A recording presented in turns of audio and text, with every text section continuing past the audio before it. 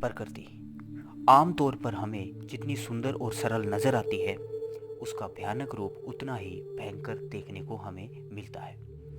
इसी भयानक रूप का एक उदाहरण है साइक्लोन, हरिकेन या टाइफून, जिसे चक्रवातों के नाम से जाना जाता है।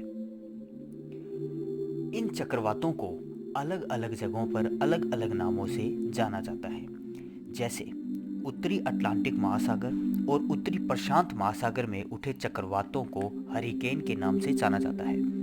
इसी प्रकार उत्तरी पश्चिमी प्रशांत महासागर में उठे चक्रवातों को टाइफून के नाम से जाना जाता है और दक्षिणी प्रशांत और हिंद महासागर में उठे चक्रवातों को साइक्लोन के नाम से जाना जाता है।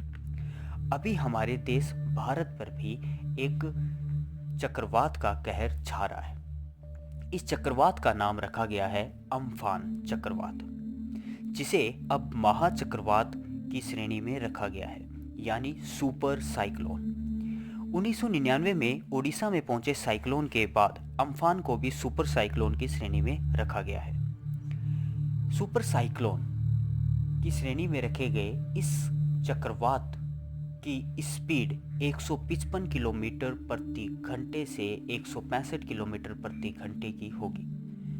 यानी कि आप ये मान सकते हैं कि यह चक्रवात एक भयंकर तबाही लेकर आएगा। इस चक्रवात के प्रकोप के तहत हमें पेड़ पौधों का विनाश, घरों के खिड़कियां, दरवाजे, यहाँ तक कि छत भी उड़ी हुई देखने को मिल सकती है।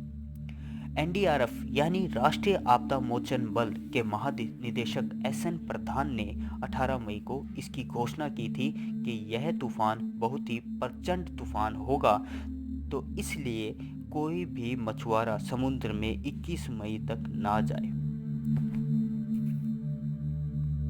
ये चक्रवात आते क्यों हैं या आते कहां से है? एक्चुअली में ये चक्रवात समुद्र से उठी हुई गर्म हवाओं के कारण बनते हैं। जब गर्मी में या ग्रीष्म ऋतु में समुद्र का पानी गर्म होता है, तो उसके कारण समुद्र के ऊपर तैरती हुई हवा भी गर्म हो जाती है। और जैसा कि आपको पता है कि गर्म चीज़ें या गर्म हवा ऊपर की ओर उठती है।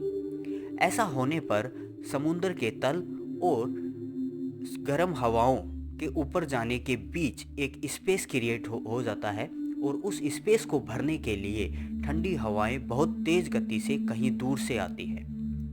ऐसा होने से उन ठंडी हवाओं के एकदम एक वेग से आने से यह हवा चारों तरफ घूमने लगती है।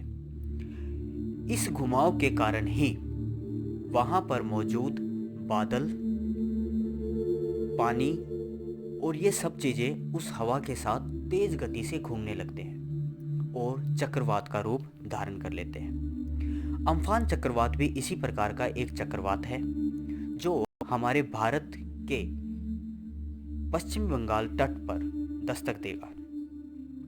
इसके यहाँ 20 मई को शाम तक पहुंचने की संभावना बताई जा रही है। अम्फान चक्रवात का रुख अभी उत्तर या उत्तर पूर्व दिशा की ओर बताया जा रहा है।